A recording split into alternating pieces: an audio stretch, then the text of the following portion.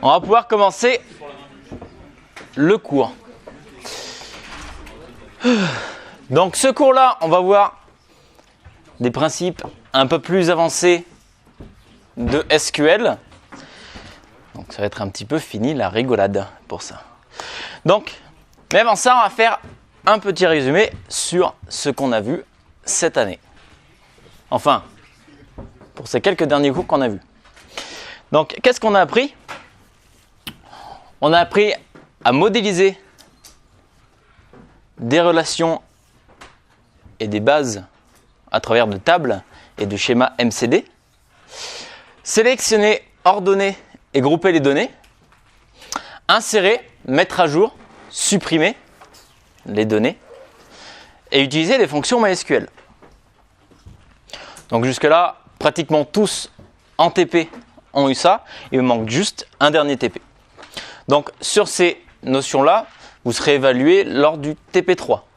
Donc une fois que vous aurez fait toutes les requêtes d'insert, le TP sur les requêtes d'insert, le prochain TP sera une évaluation. Donc tenez-vous prêts pour ça. Alors, donc ce que vous avez acquis réellement, c'est comprendre comment se forme et marche une base de données, schématiser des cas d'utilisation de MCD.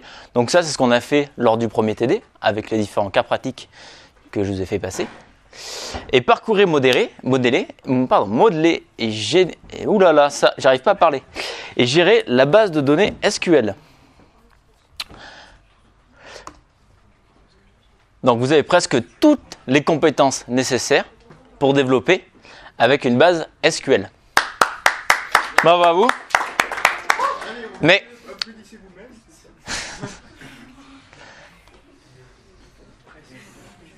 c'est la mort du fun, c'est la fin.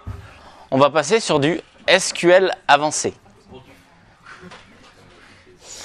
Donc jusque-là, c'était très bien. On commençait à faire des petites queries sympas. On allait voir nos données. Mais c'est la fin de tout ça. Parce qu'on va rentrer dans des queries un peu plus complexes et qui demandent plusieurs tables et un petit peu de gymnastique d'esprit.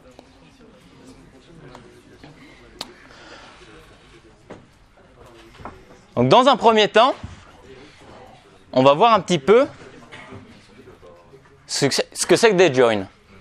Donc,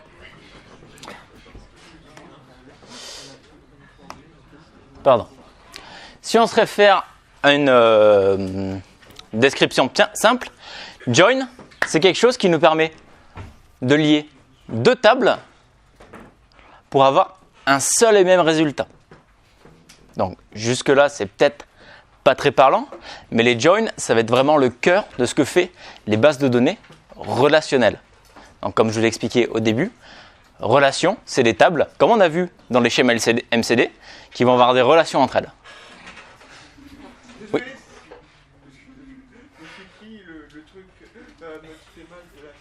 Il n'y a pas de souci, t'inquiète pas. Donc, avec join, on va pouvoir mettre en relation des données de 2, voire plus de tables différentes au sein d'une même requête. Donc, voyons rapidement comment est-ce que ça se modélise. Donc là, j'ai deux différentes tables. Donc ici, on va avoir une table personne et une table adresse.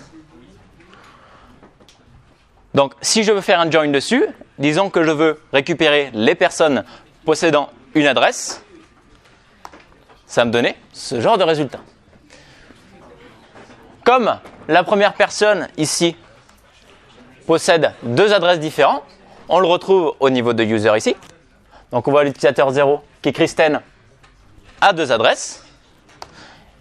Et donc à ce niveau-là, on va venir le retrouver.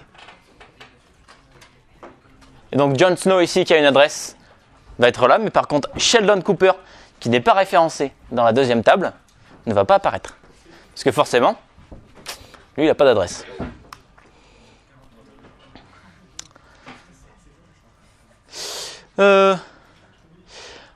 Alors ensuite, au niveau des joins, vous vous doutez, pour lier des données, on va avoir plusieurs types d'utilisation. Donc on va pouvoir Ouh là là, mais qu'est-ce qui s'est passé avec mon diapo? C'est bon. Non, mais il y a des choses qui manquent et ça m'a mis plein de... Ok. Donc, on va avoir différents types de joins, chacun servant à des choses différentes. Et on va retrouver au sein de ces joins 4 différentes versions. Donc, on va utiliser au sein de ce cours. Il existe plus de versions de join, à peu près 6 ou 7. Mais les versions que j'ai décidé de ne pas vous apprendre sont des choses plutôt triviales qu'on utilise très peu en SQL. Donc la première, ça va être inner join. Est-ce que ça vous dit quelque chose de ce qu'on a vu avant? À votre avis, ça va être quoi le principe de inner join? Vu qu'on lit deux tables.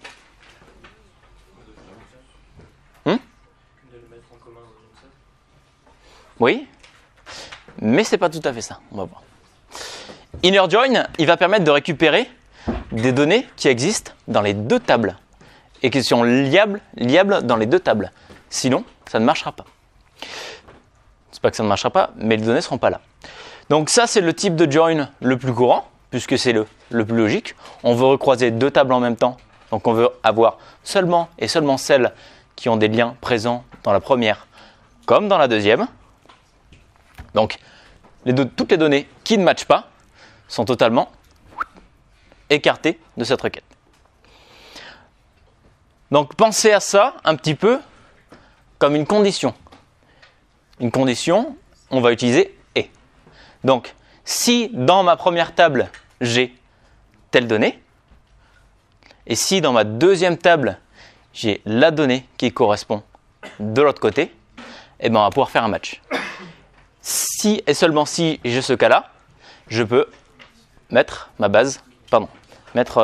les données dans la réponse de ma requête. Sinon, je les ignore tout simplement. Donc, pour faire quelque chose d'un peu plus visuel, on va avoir ça. Donc ici, on a représenté la première table ainsi que la seconde table. D'après ce que je vous ai dit, de ce diagramme, de quelle section on va prendre le contenu?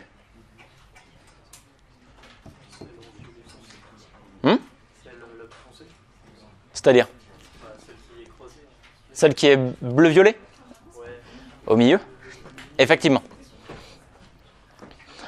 Donc le inner join, il va faire à peu près ça. Il va prendre la table 1 et la table 2. Et pour tous les résultats qui matchent la première table ainsi que la seconde, eh ben, il va récupérer ce dataset à ce niveau-là et il va renvoyer à l'utilisateur.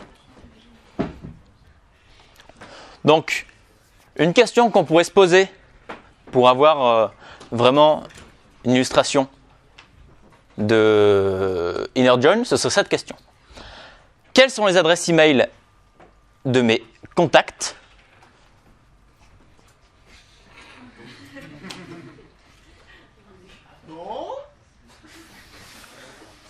Ça va bien. Alléluia. Ok. Donc, quelles sont les adresses de mes contacts? Donc là, on va bien faire un inner join. Parce que si je vous présente ces deux tables-là, on va avoir une table qui représente ici un utilisateur et une table qui représente les emails. Il faut que j'arrête de toucher ça, moi. Et donc, on voit qu'on a un petit peu le même schéma que ce qu'on avait lors du premier exemple.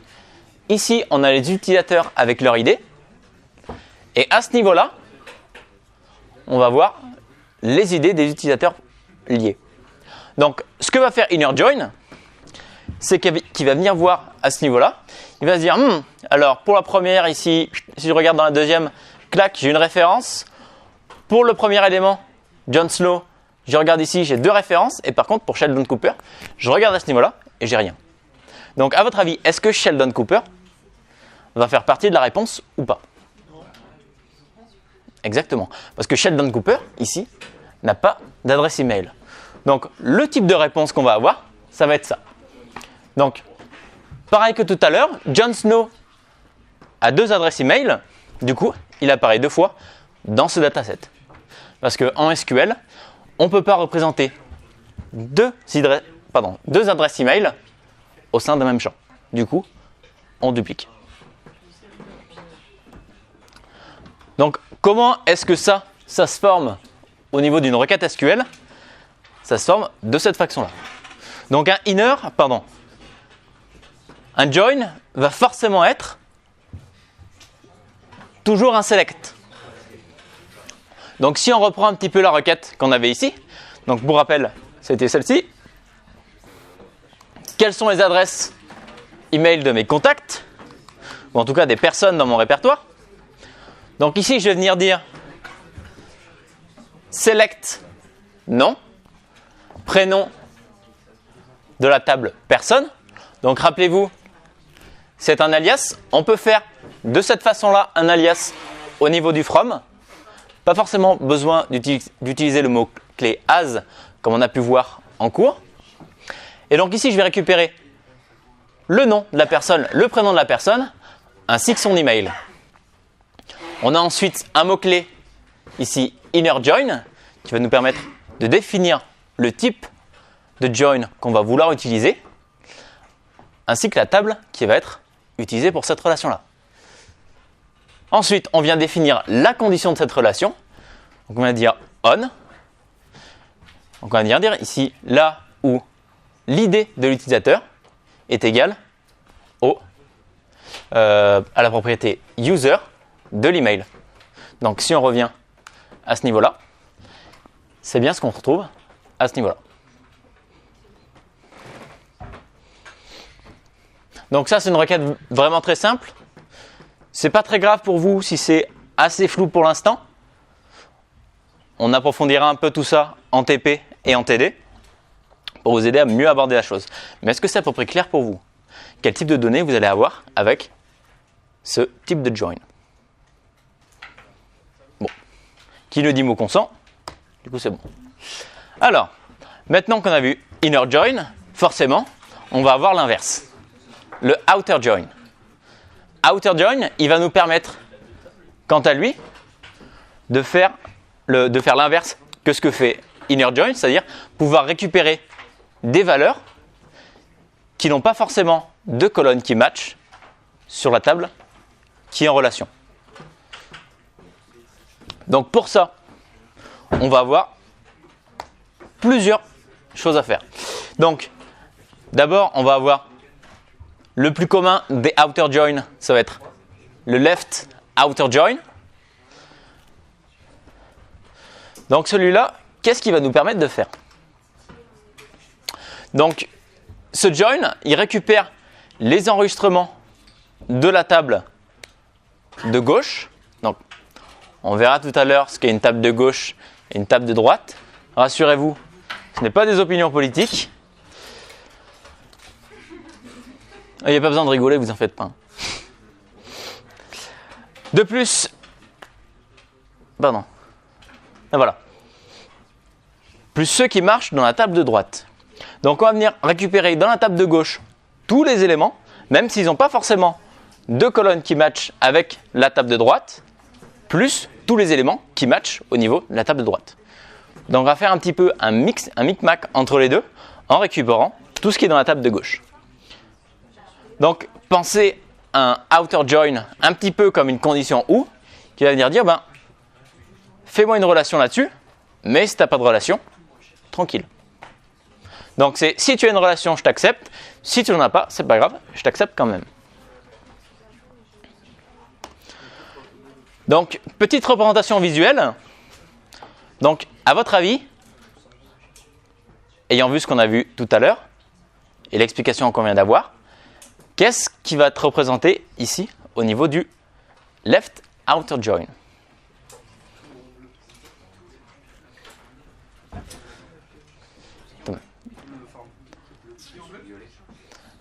Tout ce qui est en bleu? Sans le croissant ou avec le croissant? Sans ou avec? Sans? Pas forcément. Parce que comme j'ai dit, on va venir prendre aussi les éléments qui matchent. Donc au final, on va se retrouver avec tout ce dataset ici. Donc avec les conditions qui ne matchent pas, ainsi que les conditions qui matchent. Donc c'est plutôt pratique pour savoir quelles personnes, par exemple, n'ont pas rempli de formulaire ou quelles personnes n'ont pas rempli leur adresse email ou leur numéro de téléphone, si c'était le cas. Donc, une question qu'on peut se poser pour ça, ce serait quels sont mes contacts avec un mail, mais aussi ceux qui n'en ont pas. Donc, si on revient sur la même table que tout à l'heure, avec Sheldon Cooper qui n'a pas forcément d'adresse email, eh bien, cette fois-ci, est-ce qu'il va apparaître dans nos résultats? Exactement. Sauf que cette fois-ci, si vous regardez bien, ici, il va avoir la valeur nulle. Donc en MySQL, lors d'un join, si la relation n'existe pas et que vous utilisez un type outer join, ça va remplir ça lorsque vous n'avez pas forcément de relation. Donc c'est un type à part entière de MySQL.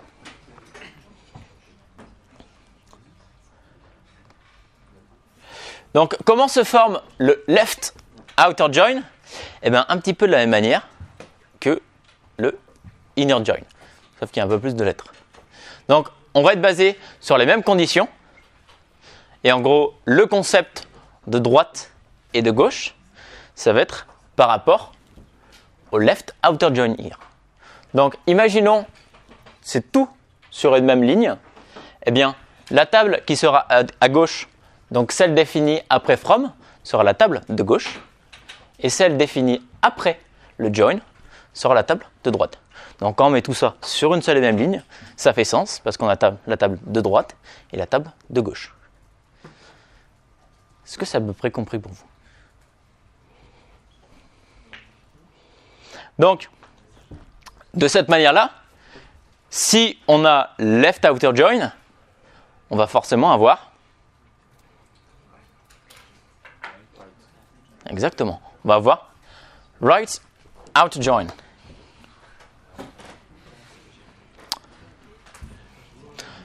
Allô?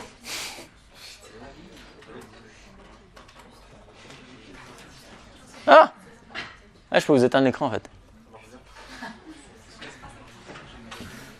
Ok, très bien. Donc, right outer join, comme son nom l'indique, il va faire un join et récupérer tous les éléments de la table de droite cette fois-ci avec les éléments qui matchent de la table de gauche. Donc, encore une fois, on peut voir ça comme un OU, tout simplement. Donc, en termes de représentation visuelle ici, on va être sur ça. On va pas être sur ça, mais qu'est-ce que vous pouvez me dire qui va se passer ici? Donc, on a vu left outer join. Donc, logiquement, tous seront là, il va être jaune. C'est forcément le cas, du coup, parce que tout est logique. Et donc, on va bien avoir cette partie du dataset ici qui va être retournée.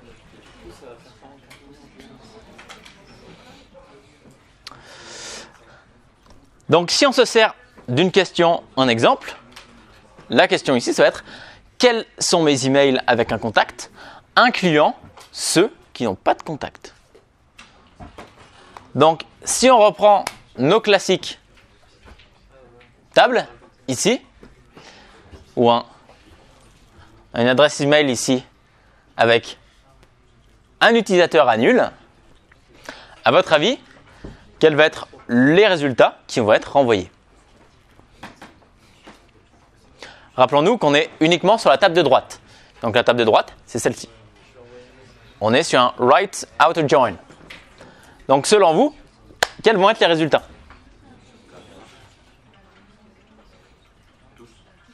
Tous. Et lesquels vont être remplis? Enfin remplis, je veux dire. Lesquels vont avoir l'utilisateur?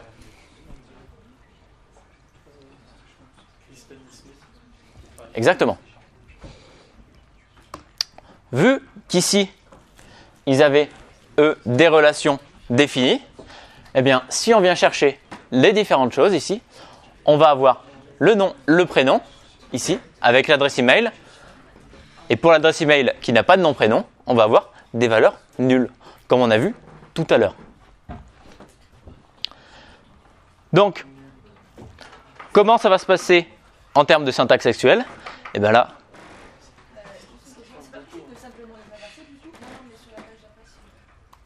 en gros, mettre email en haut et personne en bas en laissant verte, ça marche pas quand on fait comme ça? Si, mais disons que si tu as plusieurs queries qui vont faire des joins comme ça, où tu as un right et un left juste après, si tu inverses juste et que tu fais la même, eh ben, la personne qui lit ton code, il va s'attendre à voir la même chose.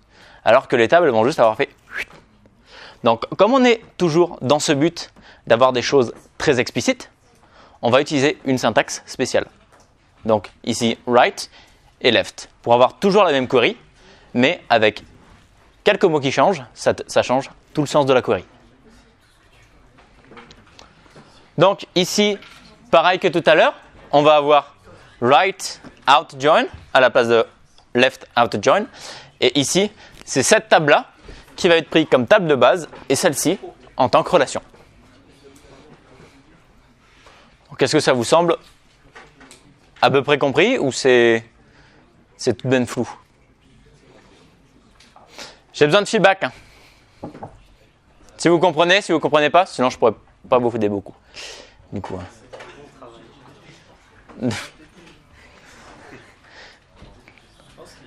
Parce que c'est important de comprendre bien ces notions de join, parce qu'au moment où vous allez vouloir faire des joins, si vous n'avez pas forcément compris comment ça marchait, la logique derrière ça, eh bien forcément, ça va bloquer un petit peu. Donc c'est pour ça qu'ici, on essaie de passer par des explications assez simples, pour permettre de voir un petit peu les contextes et comment ça marche. Donc est-ce que c'est bon à peu près pour tout le monde, pour tout ce qui est join, et à quoi ça sert? Donc, est-ce que quelqu'un peut me répéter les différents types de join qu'on a vus? Enfin, pardon, je vais vous dire les types de join et vous allez me dire à quoi ça correspond. Donc, on va voir le inner join. Est-ce que quelqu'un peut me dire à quoi sert le inner join? Prendre les termes qui correspondent. Enfin, il faut que les deux données correspondent. Enfin, il y a deux données et ensuite les inner. Avec inner join, on va venir récupérer seulement et seulement ça, c'est-à-dire ce qui est à l'intérieur des deux tests. Donc les données qui s'entrecroisent.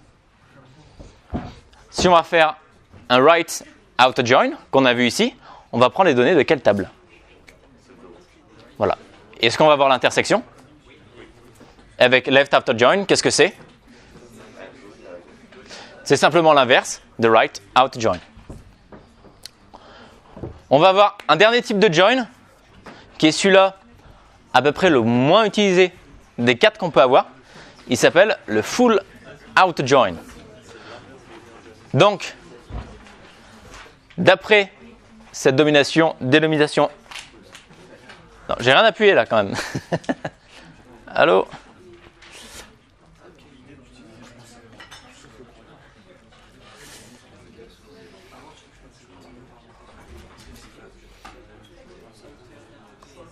C'est bon. Ok. Donc le full outer join, d'après son nom anglais, qu'est-ce que ça vous évoque? Voilà. On va prendre tout simplement left et right, et on va tout prendre. Qu'il y ait des valeurs ou qu'il n'y en ait pas, typiquement. Donc, c'est ce qu'on explique ici. Donc ça, pas trop de mal à le comprendre. Par contre, petite chose sur MySQL, il ne supporte pas forcément le outer join. En tout cas, dans sa syntaxe, outer join.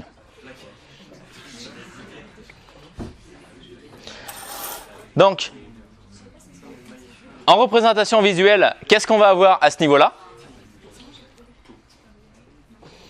Exactement. On va avoir tout, ici. Donc, toutes les sections. Donc, la question qu'on pourrait se poser pour utiliser un outer join, ça va être quels sont mes contacts avec une adresse email, ainsi que ceux où il manque une adresse email, ainsi que les mails manquant un contact. Donc c'est une sacrée question à se poser déjà. Il faut avoir besoin de cette information vraiment, vraiment. Hein. Mais dans certains cas, c'est important de l'avoir. Donc on retrouve encore une fois notre table avec les personnes et les contacts. Donc ici, qu'est-ce que ça va produire comme résultat? Tout. Donc on va voir combien de lignes ici.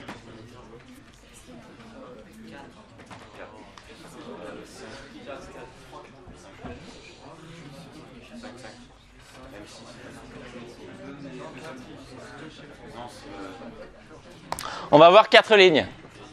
Parce qu'on a 2 personnes dont les adresses email match, une personne qui n'a pas d'adresse email et un adresse email ici qui n'a personne.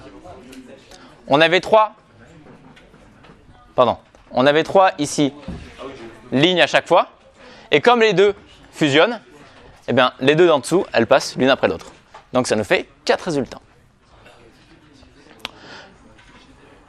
Donc, ici, on va voir la syntaxe normale d'un outer join, ici. Donc, pareil, ça diffère vraiment pas des autres syntaxes de join. On va juste avoir outer à la place de left, right ou inner. Pardon, full outer à la place de ça. Donc, toujours dans le même principe de relation, avec la première table, la seconde, et ensuite la relation qui les lie. Ensuite, pour la technique qu'on peut utiliser au sein de MySQL, vous allez voir, c'est un peu plus compliqué. Donc là, attendez, j'ai oublié de vous mettre un truc avant.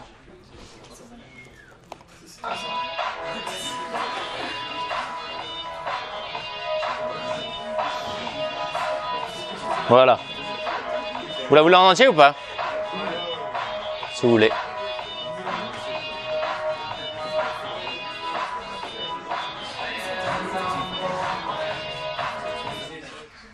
Pardon. Voilà. Ah. Ok. Donc, on a un petit peu une query venue de l'espace ici, avec pas mal de mots.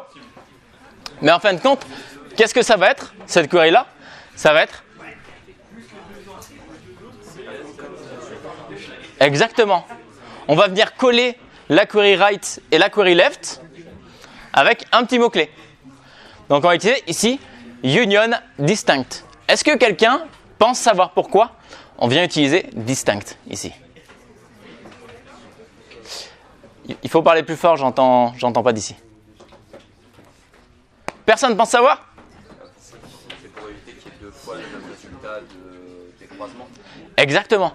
Comme avec right out join, on va avoir un premier croisement qui va nous donner des résultats, ainsi qu'avec left outer join qui va nous renvoyer exactement le même croisement. Et bien avec distinct, on s'assure de n'avoir qu'un seul de ces 2 résultats de croisement. Ce qui fait qu'on a des données complètes sans forcément recroiser des choses dessus.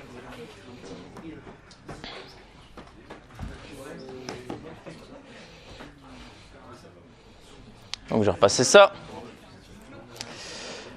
Alors, il y a d'autres types de join.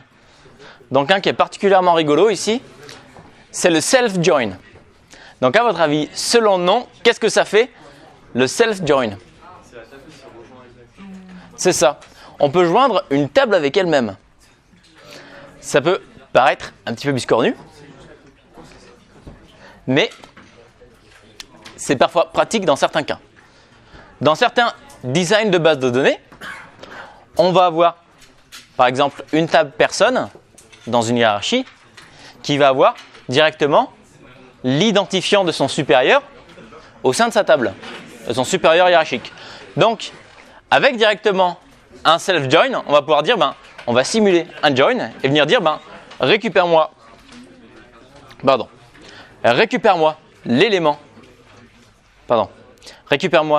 le supérieur de cette personne et mets-moi-les dans une même table.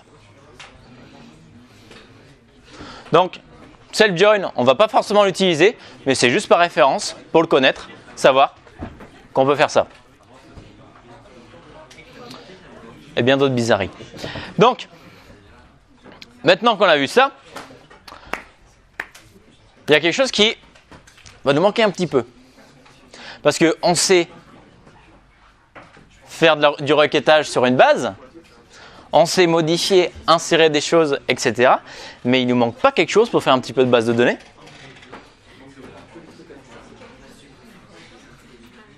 Est-ce qu'il ne nous manquerait pas un petit peu? Exactement. On n'a pas encore le savoir pour créer des tables. Alors que c'est super important lorsqu'on veut faire une base de données. Si on n'est pas capable de créer des tables, c'est un petit peu ballot. Donc, s'il vous plaît, on va voir différentes choses au sein pour gérer nos bases de données. Donc, tout d'abord, on va voir la syntaxe create table. Par simple logique, que veut dire create table? Voilà, on va venir créer une table. Donc, permet de venir générer une table à partir de la définition passée. Et pour venir définir une table, il va nous falloir au minimum le nom, ainsi qu'au moins une colonne à mettre à l'intérieur. Parce qu'une base de données ne créera pas une table si forcément il n'y a pas de colonne. Parce que sans colonne, pas de données. Donc, rappelez-vous bien, une colonne, je vous laisse 2 minutes pour le prendre. Rappelez-vous bien, une colonne, ici, c'est ça. C'est le type prénom, ID et nom. Alors, j'en ai tout. Voilà. Donc, la syntaxe de base pour créer une table, ça va être la suivante. On va venir dire ça. Donc, dans un premier temps, on va avoir le mot-clé create table avec le nom de la table. Donc ici, email.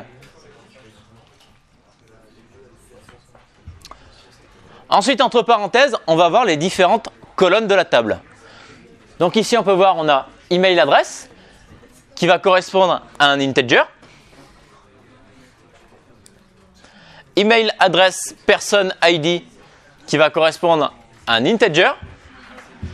Et on va avoir email adresse qui va représenter un varchar. Donc, en SQL, on va retrouver différents types de données qu'on va voir d'ici 2 minutes. Il y a des gens qui ont besoin de prendre des notes ou pas du tout, avant que je passe?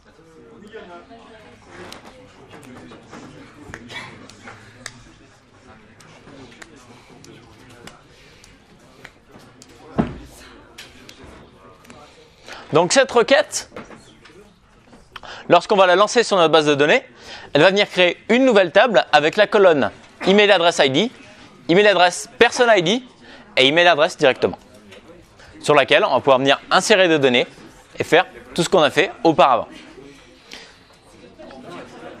Donc au niveau du SQL, on va avoir plusieurs types de données. S'il vous plaît. Merci. On va voir plusieurs types de données pour venir définir comment sont formées nos données. Donc, je vous en ai mis quelques-uns à l'écran. On va d'abord avoir varchar. Varchar qui est un des plus utilisés parce qu'il va représenter une chaîne de caractères. Il est un petit peu spécial parce que varchar, ça va venir définir une chaîne de caractères qui peut varier. Donc, on va pouvoir dire une chaîne de caractères peut être de 255 caractères ou moins. On a l'équivalent qui s'appelle char, mais ce char, il va nous demander d'avoir des choses bien précises, comme par exemple 8 caractères. Il n'acceptera pas en dessous, il n'acceptera pas au-dessus. C'est un type très strict. On va avoir les integers qui correspondent à des nombres. Ça, pas de surprise à ce niveau-là. On va voir les tiny int. Donc les tiny int, ça va être un type un petit peu spécial parce qu'il va agir comme un booléen. Donc il va prendre comme valeur true ou false. Alors, vous verrez plutôt au niveau du TP, il y a une syntaxe un petit peu spéciale pour ça. Donc après, on a tout plein d'autres syntaxes pour décrire des dates et d'autres choses. Et on a vraiment des types. On doit en avoir peut-être une cinquantaine. Donc, si il y a une donnée que vous voulez utiliser, il y a forcément un type qui va correspondre. Donc ça, je ne vais pas tous vous l'expliquer ici, parce que d'une, ça ne servira à rien, et que parce qu'on va les voir, oula, français, bravo. Donc, on va les voir aussi en TP et TD.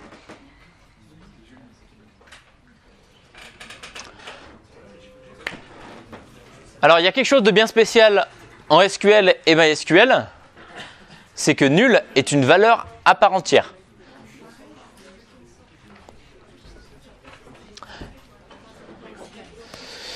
Non, pardon, une valeur spéciale. Donc nul, bien sûr, ça va indiquer qu'il n'y a pas forcément de données.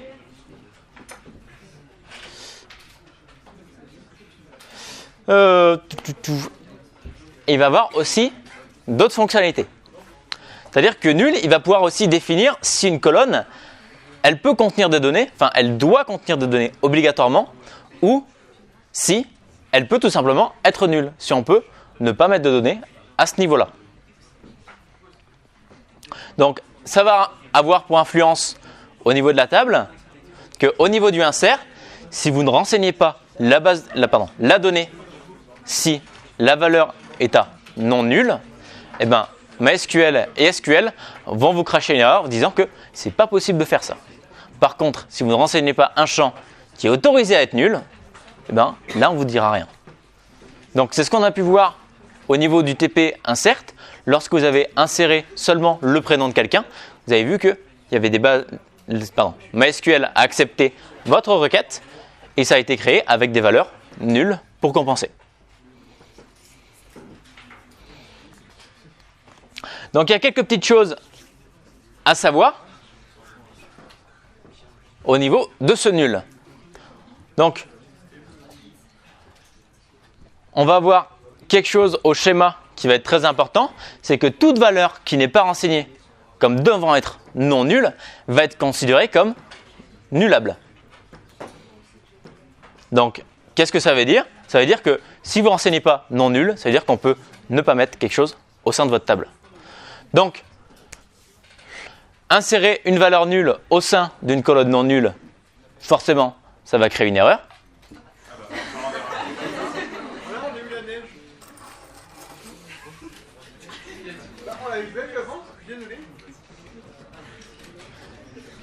Voilà, c'est revenu.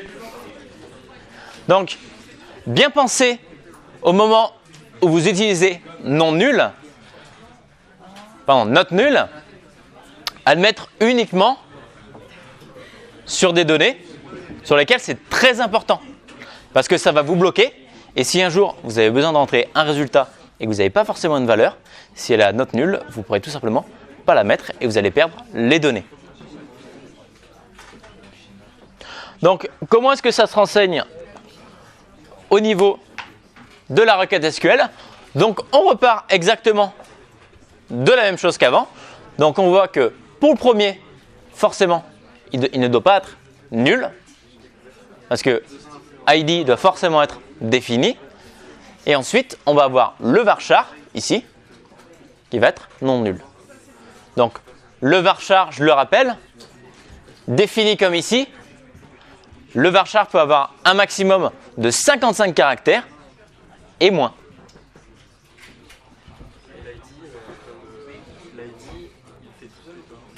C'est ce qu'on va voir après. On y va petit à petit, doucement. Donc, avant d'aller un peu plus loin, je vous propose de faire une petite pause et de revenir à 15 h. Ok. Donc, je vous remets un petit peu dans le contexte, après 15 minutes de pause. On venait de parler de la valeur null values, donc qui influence la table de cette façon-là. Donc je reprends rapidement ce que j'avais dit il y a 5 minutes. 15. Le temps passe vite. Alors, donc, note nulle au sein de notre table et de notre colonne, ça va venir dire au moment de l'insert qu'on ne va pas avoir droit aux valeurs nulles. C'est-à-dire que si on ne définit pas cette propriété, la table va tout simplement pas accepter notre requête et la rejeter. Donc tout simplement, si vous voulez qu'une valeur ait tout le temps au moins quelque chose à l'intérieur de sa colonne, mettez note nulle. Tout simplement une valeur qui est requise. On prenait l'exemple tout à l'heure d'un formulaire. Un formulaire qui va avoir une petite étoile sur le côté, c'est forcément une valeur dans la base de données qui va être à note nulle. Donc forcément qui doit être remplie. C'est compris pour tout le monde ?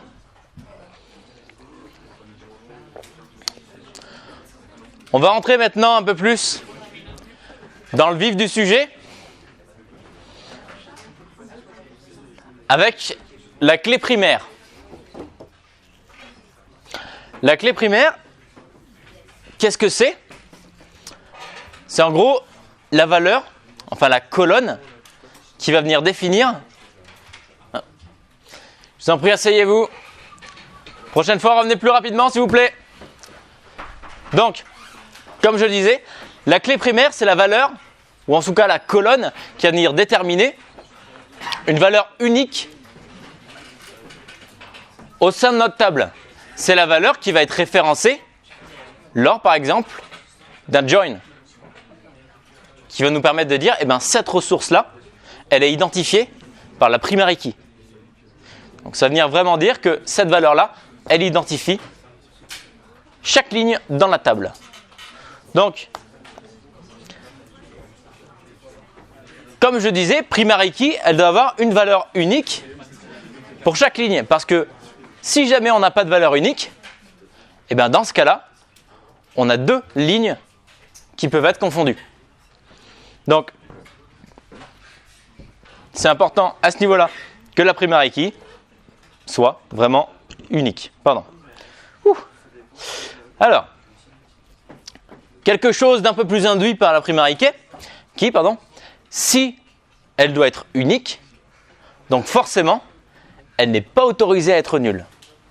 Donc, dire au niveau de votre schéma que vous avez une primary key, ça veut tout simplement dire que vous avez une clé non nulle et unique. Donc, comment ça va se passer au niveau du SQL ? Tout simplement, on va venir remplacer note nulle par key. Par primary key, pardon. Donc là, à ce niveau-là, on va venir utiliser, pour tout ce qui est join, de cette table à une autre, avec une relation, la première colonne qui va être email, adresse, ID. Donc qui va vraiment représenter l'identifiant de cette ligne au sein de cette table. Donc ça, c'est une notion très importante quand on va commencer à faire des joins. J'insisterai un peu plus dessus en TP ou en TD lorsqu'on fera ce type de requête-là. C'est OK pour tout le monde ? C'est abstrait, mais on le verra avec la pratique. Ce sera beaucoup plus simple. De même type qu'on va avoir des clés primaires, on va avoir des clés étrangères, donc des foreign keys. Les foreign keys, ça va venir définir au sein d'une table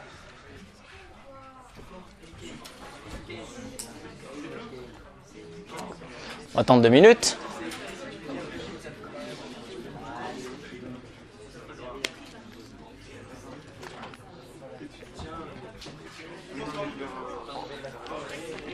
Donc, foreign key, donc clé étrangère, va venir définir au sein d'une table, référencer une clé primaire à laquelle elle est reliée. Donc tout simplement, dans une autre table que la table avec une clé primaire, on va venir référencer une propriété. On va venir dire, cette propriété-là, en fait, c'est l'idée de cette table.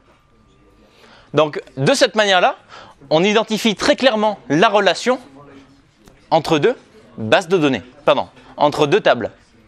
Ce qui nous permet, au niveau de MySQL, Workbench ou encore de PHP-MyAdmin, de retracer des différents schémas d'appartenance directement sur l'outil.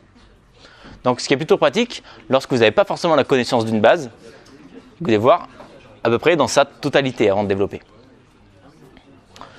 Voilà. Donc, avec cette propriété primary key et foreign key, on va donc avoir des choses très faciles, enfin qui nous facilitent grandement le travail sur les joins. Vu qu'on va directement dire au sein de notre table, eh ben, tu peux prendre cette clé-là et cette table-là, et tu vas pouvoir faire des joins super facilement avec, en utilisant ces deux propriétés. Donc comment ça se passe? Oula. Non. Ouais, bon. Ok. Donc la foreign key, elle va se placer à ce niveau-là. Donc elle arrive en fin de table, elle pointe directement vers une adresse, vers une colonne qui a été définie plus haut. Donc on voit ici que email adresse person ID, elle fait directement référence à celle-ci. Donc on vient utiliser une colonne qu'on a définie auparavant pour venir tenir cette clé. Donc généralement ce qu'on fait, c'est que la colonne qui vient tenir la clé, elle est uniquement dédiée à ça. Donc c'est ce qu'on peut voir ici avec email adresse person ID. On référence explicitement dans notre schéma que la propriété là, cette propriété email adresse person ID va faire référence à la table ID et la propriété personne. Donc de cette façon-là, sans forcément avoir besoin d'aller voir le schéma, on va pouvoir déterminer la relation qu'a cette table avec les autres. Donc après, du coup, on va avoir référence, le nom de la table et ensuite la valeur, la propriété qui va être utilisée, enfin la colonne. J'utilise beaucoup de choses. Donc, si on reprend, foreign key, ça va être la dernière ligne, disant la clé étrangère au sein de cette table, ça va être email adresse person ID, qui va venir référencer au sein de la table personne, la colonne person ID. Donc qui, elle, du coup, va être une clé primaire. C'est à peu près compris pour tout le monde? Donc c'est encore une fois l'histoire de relation qu'on retrouve depuis le début du cours et qu'on va maintenant pouvoir explorer. Autre particularité, auto-increment. Donc, dans le cours qu'on a pu faire au sein des inserts, pour certains, je vous ai dit, on n'a pas forcément nécessairement besoin de l'ID pour venir créer une nouvelle ligne. Parce que l'ID se crée automatiquement avec une valeur supérieure. Donc, toujours pour être unique. Cette chose-là, ça va être auto-increment. Donc, auto-increment, ça va être quelque chose qui va permettre d'incrémenter une valeur à chaque fois qu'on insère une nouvelle ligne. Donc, c'est souvent utilisé pour les idées en MySQL pour ne pas s'embêter à mettre en place l'idée tout le temps. Ce n'est pas forcément une pratique que je conseille parce que si vous êtes un petit peu dans le monde des startups et ce genre de choses, il y a beaucoup de gens qui utilisent, s'il vous plaît, il y a beaucoup de gens qui utilisent ce système-là. Et quand ils vont voir les VP, les personnes qui vont leur donner de l'argent, et qu'ils arrivent et qu'ils se connectent à leur site, et qu'ils disent on a des milliers d'utilisateurs et choses comme ça, et qu'ils vont sur le profil d'un utilisateur et que c'est marqué 42, et direct, ils se font un petit peu clasher. Parce qu'avec 10 000 utilisateurs, on n'en a pas 42. Donc, c'est important de savoir ça, car en auto-increment, c'est bien pour le développement, c'est bien pour le prototype, mais dès qu'on sort de ça, utilisez autre chose, comme par exemple des UID. Et là, du coup, si jamais vous tombez dans cette situation-là, vous avez besoin de prouver, pas forcément besoin de prouver, que vous avez peu d'utilisateurs alors que vous devez en avoir beaucoup, et bien là, personne ne vous découvrira. Tout simplement. C'est un petit truc à part. Donc, comment est-ce qu'on intègre auto-incrément à la table? Eh bien, de la même manière que primary key, foreign key, on met simplement une propriété à la fin de la colonne dont on veut que ça se passe. Donc ici, c'est la primary key.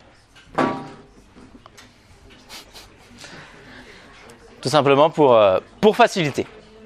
Donc si vous n'avez pas envie de vous embêter, moi je ne vous embêterai pas avec ça. Vous pouvez mettre des auto-increments pour vous faciliter la vie et pas avoir besoin à définir vos idées à la main et à réfléchir. Donc là on a vu à peu près tout ce qui va avoir relation avec la création de table. Mais du coup, comme avec tous les autres principes, ça va être du CRUD. Est-ce que quelqu'un a la notion de ce qu'est un CRUD? Un CRUD, C-R-U-D. Ça va être... C'est un mot qui définit 4 actions. Ça va être create, read, update et delete. Ces 4 actions-là, elles vont vous permettre de gérer n'importe quel type de ressources. Parce qu'on va venir définir toutes les étapes. Donc ici, au niveau de la table, on a vu comment créer une table. On sait comment la lire parce qu'on l'a vu dans les cours précédents et on l'a pratiqué. Et maintenant, on va venir faire la mise à jour, l'update avec AlterTable. AlterTable, il va permettre de modifier une table existante. Ajouter ou supprimer différentes colonnes. Imaginons que votre business évolue, vous avez besoin d'avoir des nouvelles propriétés ou supprimer des anciennes qui au final n'avaient pas vraiment d'importance pour vous, ben vous pouvez le faire avec AlterTable. Vous pouvez aussi modifier directement le type d'une colonne si jamais vous avez besoin d'avoir un peu plus de flexibilité au niveau d'une certaine colonne, et ben vous allez pouvoir utiliser AlterTable. Par contre, attention, si vous utilisez AlterTable pour modifier le type d'une colonne, eh ben, il faudra faire attention que les données qu'elle contient ne viennent pas clasher avec le type que vous allez lui donner. Parce que forcément, vous allez avoir une erreur. Si vous essayez de faire passer des strings en integer, pas moyen. Même par la meilleure volonté du monde. Donc, il faut bien garder ça en tête, que AlterTable, il va nous permettre de modifier la table, ajouter des colonnes, supprimer les colonnes et venir modifier les types de colonnes existantes. Donc, la syntaxe va se faire comme celle-ci. On va venir définir la table qu'on veut modifier. Et par exemple, ici, on va venir créer directement un nouvel attribut de type daptime qui doit être absolument jamais nul. Donc, encore un exemple de création, d'utilisation de note nulle. C'est-à-dire que quand une ressource la crée, généralement, on va venir lui mettre un temps sur lequel elle a été créée pour faire devenir des statistiques plus tard. Et donc forcément, si on vient créer une datetime à ce niveau-là, elle ne doit être jamais nulle, vu que c'est à la création. Est-ce qu'il y a des personnes qui ont besoin de temps pour copier? S'il y a déjà des données dans la table, ça veut dire que il va falloir faire un truc pour les autres données. Puisqu'elle doit être non nulle, les autres, il va falloir leur mettre en... C'est ça. Après, on peut leur mettre une valeur par défaut, directement. Si elle est note nulle. Mais là, on est plus dans le cas où on n'a pas forcément de données. Oui. Dans le dépôt d'avant, il y avait 4 choses sur la carte de l'exploitation, mais à la quatrième, je n'ai pas changé. Doit être compatible avec les données? Ouais. Bah, c'est ce que je voulais dire en fait. Si une colonne est d'un certain type et qu'on vient modifier un autre type, donc typiquement d'une string à un integer, et bien forcément ça va pas passer parce qu'on ne peut pas convertir des caractères en nombres.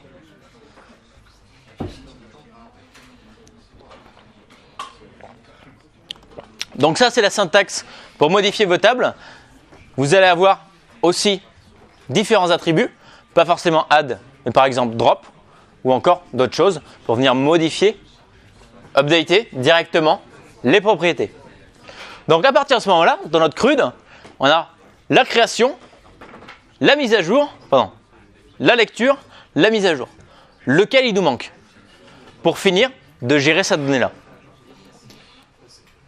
Voilà, il va nous manquer le delete. Donc le delete, ça va être drop table. Donc drop table, ça va faire la chose suivante. Ça va d'abord supprimer toutes les données que vous avez au sein d'une table. Une fois qu'elle les a supprimées, elle va venir ensuite enlever la table. Attention, parce que supprimer une table, c'est irréversible. Donc vous perdez à la fois vos données et votre table.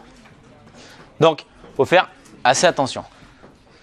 Donc dernière chose, si la table contient une clé étrangère, donc comme on l'a vu avant, foreign key, eh ben, on ne va pas pouvoir la supprimer comme ça. Parce que comme cette table contient une clé étrangère, elle va dire bah, attention, moi j'appartiens à un parent. Si tu me supprimes, eh ben, il y a un cas d'erreur qui va se passer. Donc pour pouvoir supprimer cette table, il va d'abord falloir supprimer la table à laquelle elle est reliée pour pouvoir la supprimer. Quand elles ont des relations comme ça, on ne peut pas supprimer tout simplement une table comme ça. Il va falloir les supprimer par paire, ou en tout cas d'enfant à parent.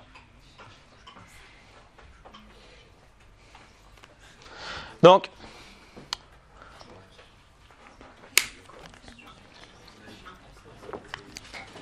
comme bien sûr, tout ce qui peut faire des conneries, c'est le plus facile, vous allez avoir une syntaxe super réduite, avec seulement drop table et le nom de la table.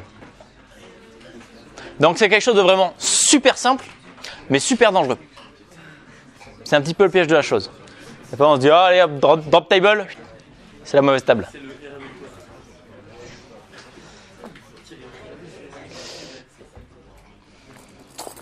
Ok. Bon.